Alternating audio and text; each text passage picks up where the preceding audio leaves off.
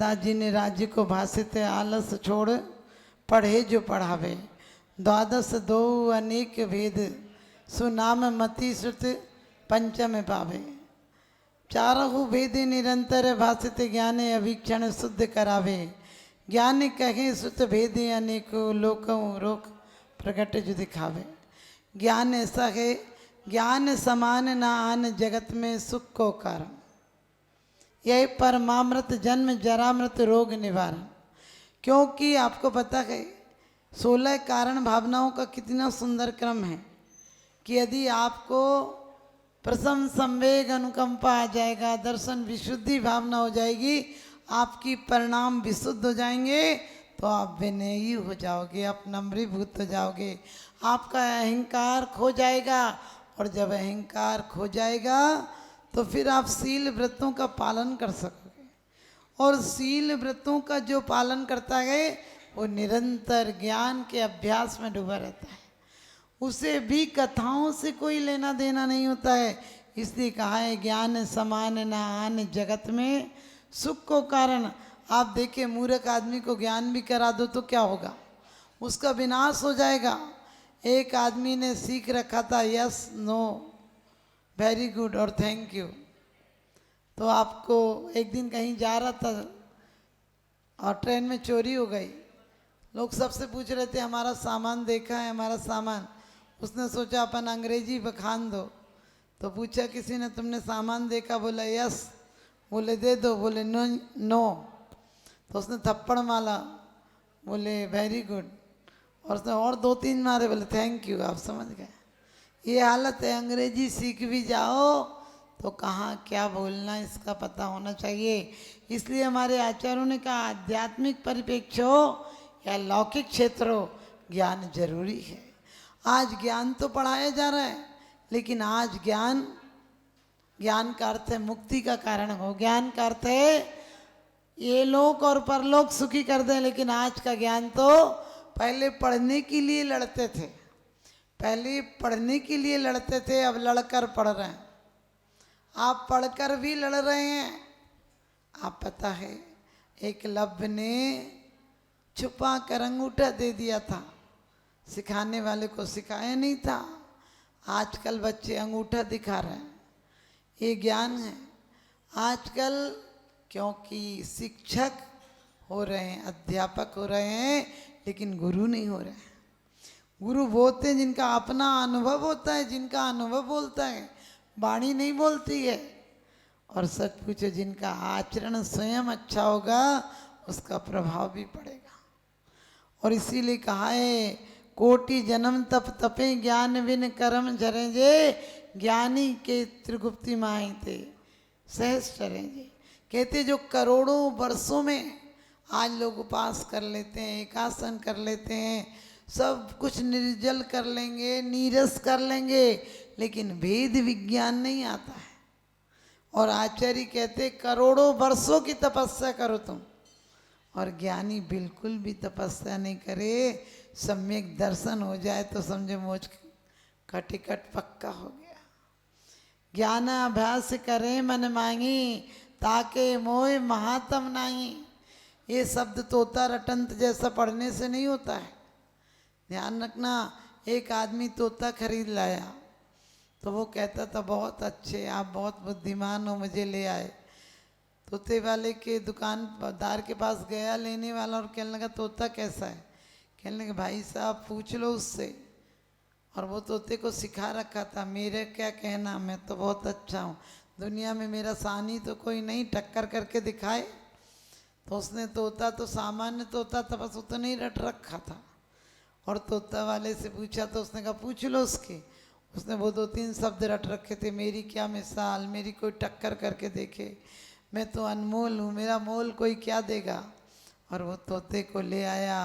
दूसरे दिन उसने पूछा कि तोता बोलो सीताराम। बोले मेरी क्या मिसाल, कोई टक्कर करके दिखाए। उसको उतने ही शब्द आते थे। हमारी और आपकी हालत भी ऐसी है, रोज बोलते सोचा करता था भोगों से बुझ जावेगी इच्छा ज्वाला, परिणाम निकलता के लेकिन मानो पावक में घी डाला। बोलते हैं जीवन में कोई असर नहीं। और इसीलिए कहा है जे पूरब की शिव गए और आगे जाए ते सब महिमा ज्ञान नित नाथ कहे। वो सब किसकी महिमा है? वेद विज्ञान हो जाए तो सब कुछ मोक्ष पक्का है। आज ज्ञान तो हो रहा है, अंग्रेजी ने बहुत सिखाया है। लोग कहते हैं अंग्रेजों ने सिखाया, आज लोग कहते हैं अंग्रेज नहीं होते तो हम अंगूठा टेक होते। हमने कही हम एम टेक से भी अच्छे थे पहले। आपको पता है अंग्रेजों ने हमारे गुरुकुल बंद करा दिए। गुरुकुल का अर्थ है जो गुरुओं के कुल की शिक्षा देते थे, जो जीवन उत्थान की शिक्षा देते थे, जो चरित्र निर्माण की शिक्षा देते थे। आजकल स्कूलों में क्या सिखाते हैं? हमारे स्कूलों में भारत की जितनी अंग्रेजी क्या सिखाती है? अंग्रेजी अपने आप को अच्छा, और हमने आज तक क्या सिखाया है? हमारे 17,000, आपको पता है जब तक देश परतंत्र नहीं हुआ था, अंग्रेजों का गुलाम नहीं हुआ था, तब तक हमारे यहाँ 17,000 विश्वविद्यालय थे, जिनमें एक एक विद्यालय में कम से कम 5 से 10,000 विद्यार्थी रहते थे। गुरुकुलों की व्यवस्था थी। और मैकेले ने तो ये कहा है जाकर अमेरिका में कि वहाँ पर महिलाएं विद्यालय चलाती हैं, यानी नारी चलाती थी। और नारी जब चलाएगी तो उसमें प्रेम संवेदनशीलता रहेगी, वहाँ युद्ध नहीं होंगे, वहाँ त्रासदी नहीं होगी। और धीरे धीरे अंग्रेजों ने आकर गुरुकुल पद्धति समाप्त कर दी।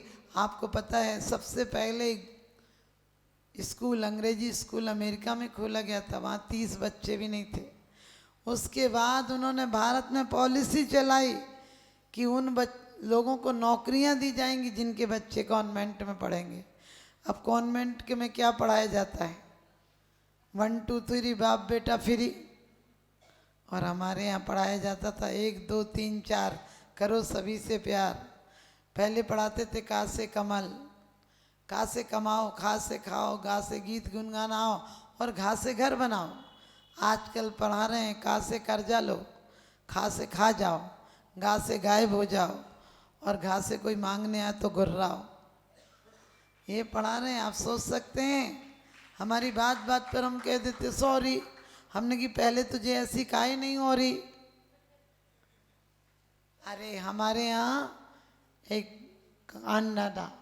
कांदा गुजरात में गांव था, वहाँ के एक अंग्रेज ने जाकर, आज भी वहाँ पत्राचार में लिखा हुआ है कि भारत के लोग ऐसा इलाज करते हैं। मेरी नाक कट गई थी। लोगों ने कहा कैसे कट गई थी? कहने लगे भारत में नाक कट जाए सबसे बड़ा अपमान है, गर्दन कटने से भी ज़्यादा नाक कटने की चिंता होती है। इसलिए उनने मेरी नाक काट दी थी। मैं नाक को हाथ लिए घूम रहा था, नाक को हाथ में लिए घूम रहा था। वहीं एक कोई विद्यालय था उनका, उसने हमारी नाक जोड़ दी। 8 दिन में नाक जुड़ गई। तो लोगों ने कहा कि नाक क्यों जोड़ दी? बोले भारत के लोग बहुत ज़्यादा क्या हैं, तार्किक हैं, वैज्ञानिक हैं, उनके हर तरह की शिक्षा है। आपको पता है पूना में, अमरावती में और गुजरात में ऐसे ऐसे विद्यालय थे जहाँ कहीं तकनीकी पूरी आविष्कार सिखाए जाते थे, कहीं वस्त्र बनाना सिखाया जाता था और कहीं धातु विज्ञान की शिक्षा दी जाती थी। आज क्या शिक्षा दी जा रही है? आज किताबी कीड़ा पढ़ा रहे हैं।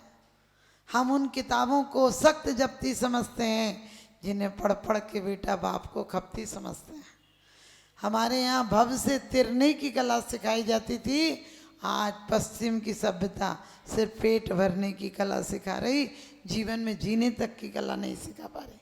आज हमारे घर नरक से बदतर हो गए। हमारे बुजुर्ग जीने की तमन्ना नहीं रखते हैं क्योंकि आज हमारे बच्चे उनके नज़दीक नहीं रहते हैं। आज पश्चिम की सभ्यता ने संयुक्त परिवार थे तो पैसे भले कम थे, खुशियाँ बहुत थी। हमारे घर कच्चे, इंसान सच्चे हुआ करते थे। हमारे मकान मिट्टी के और दिल पत्थर के हुए करते थे। हमारे रिश्तों में आत्मीयता थी। आज क्या रिश्ते हो गए? चप्पल जूतों की तरह जब बदल लेते हैं। पहले इतना व्यवहार होता था, इतना आयोजन होता था, इतने रिश्तेदार आते थे, इतना शुभाशीष दिया जाता था, इतने मंगलाचार होते थे कि जीवन अमंगल भी हो तो मंगलमय हो जाता था। आजकल एक साइन करो शादी हो जाती है, दूसरा साइन करो तलाक हो जाती है। समझ गए? इतनी सी शादी हो गई। पहले इतना बड़ा आयोजन कैसे तोड़े। एक अमेरिका के चर्च में एक हुबली करके एक लेडीज की लड़की की शादी हुई और वहाँ चर्च में सब दिए जल रहे थे, सब लोग थे, लेकिन उसने कहा मुझे तलाक चाहिए। तो जज के पास केस गया। जज ने कहा अभी तो तुम घर भी नहीं गए, रखे भी नहीं, अभी तो फंक्शन ही चल रहा था, तब तुम्हारी तलाक की क्या बात हो गई। उसने कहा पेपर पर मेरे हस्बैंड ने बड़े साइन कर दिए, मैं बर्दाश्त नहीं कर सकती हूँ।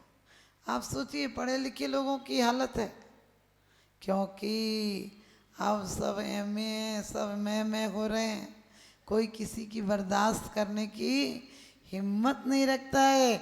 हमारा भारत ऐसी बात नहीं कि उन्नतशील नहीं था, हमारा भारत इतना उन्नतशील था कि सोने की चिड़िया कही जाती थी। सूरत में सबसे पहले एक वैज्ञानिक आया था थेरुस्मा, उसने जाकर कहा था कि वहाँ तो घर में अनाज की तरह सोने चांदी के सिक्कों के ढेर लगे रहते हैं।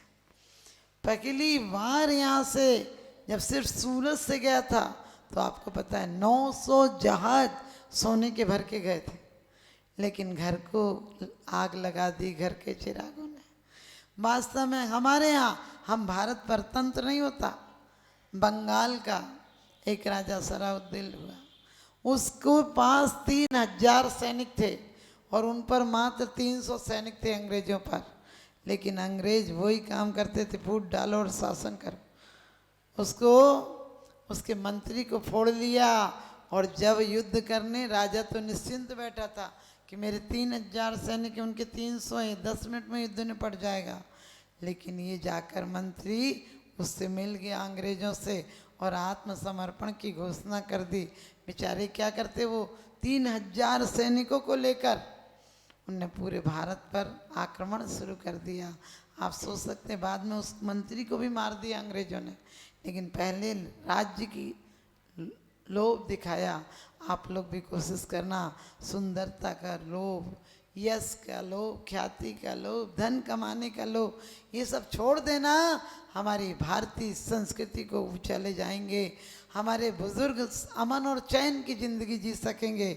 हम बेईमानी का पैसा यदि आ जाएगा तो आने वाली 3 पीढ़ी में ऐसे निकम्मे लोग पैदा हो जाएंगे जो कि सच पूछो दाने दाने के लिए मोहताज हो जाएंगे।